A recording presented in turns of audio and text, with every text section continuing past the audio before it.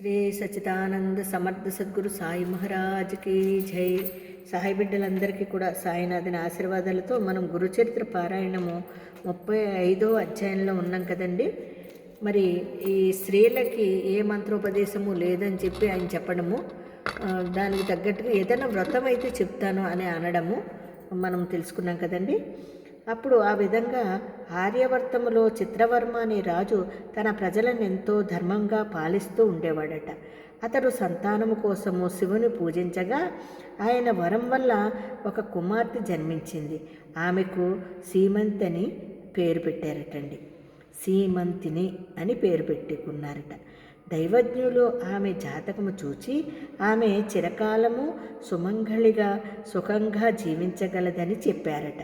కానీ కొంతకాలానికి ఒక జ్యోతిష్కుడు ఆమె చేయి చూచి 14వ ఏట ఆమె భర్త మరణిస్తాడని చెప్పాడట.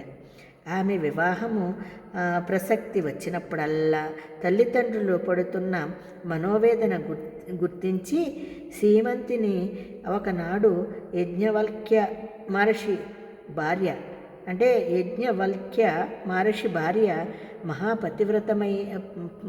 పతివ్రత అయిన మైత్రేయిని దర్శించి నమస్కరించి, చూడండి, మహాపతివ్రత అయిన మైత్రేయిని దర్శించి నమస్కరించి తన దురదృష్టానికి వివరణ తెలపమని ప్రార్థించింది. అప్పుడు మైత్రేయి, అమ్మాయి, ప్రతి సోమవారము భక్తితో శివపార్వతులను పూజించు. అభిషేకము వలన పాపము నశిస్తుంది. పీఠాన్ని అర్పించినందువలన సామ్రాజ్యము, గంధ పుష్పాక్షంతలు సమర్పించినందువల్ల సౌభాగ్యము, ధూపము సమర్పించడం వలన సౌగంధ్యము, దీపదానము వలన కాంతిమత్వము, నైవేద్యము వలన సకల భోగాలు, తాంబూలము సమర్పణ వలన 4 పురుషార్థాలు చేకూరుతాయి.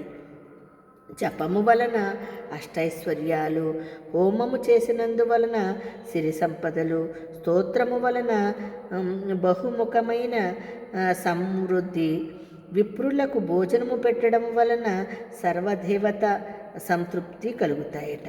కనుక ఆ రీతిన ఈ వ్రతమాచరించు అని చెప్పింది. సీమంతిని ఆమెకు నమస్కరించి ఇంటికి వచ్చి ఎంతో శ్రద్ధతో ఆ వ్రతం ఆచరించింది.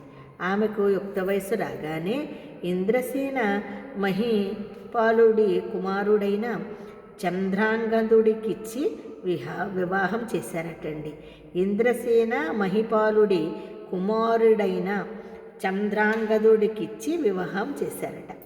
ఆ దంపతులు ఎంతో అన్యోన్యంగా జీవిస్తుండగా ఒకరోజు ఆ రాజకుమారుడు జలక్రీడకని వెళ్ళి ప్రమాదవశాత్తు కాళిందిని నదిలో మునిగిపోయాడటండి.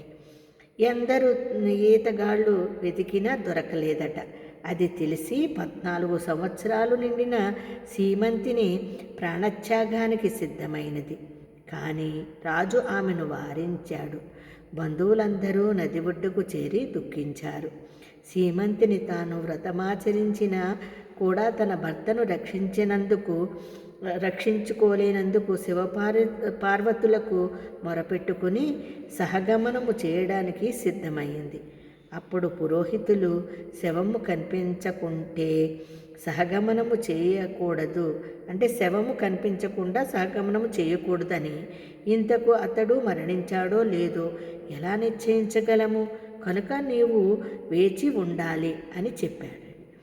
పుత్రశోకముతో ఇంద్రసేనుడు మతిస్థిమితము కోల్పోగానే దాయాదులు అతని రాజ్యం అపహరించి ఆ రాజదంపతులను చెరసాలలో పెట్టారు.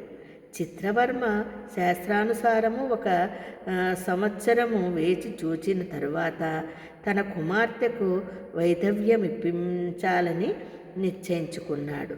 సీమంతిని మాత్రము అంత దుఃఖములోనూ తదేక దీక్షతో ఆ వ్రతమాచరిస్తూనే ఉన్నదటండి. చూసారా ఎంత అద్భుతంగా ఉందో 35వ అధ్యాయంలో. మరి కథ రేపు తెలుసుకుందామండి. అంతవరకు జై గురుదత్త, శ్రీ గురుదత్త.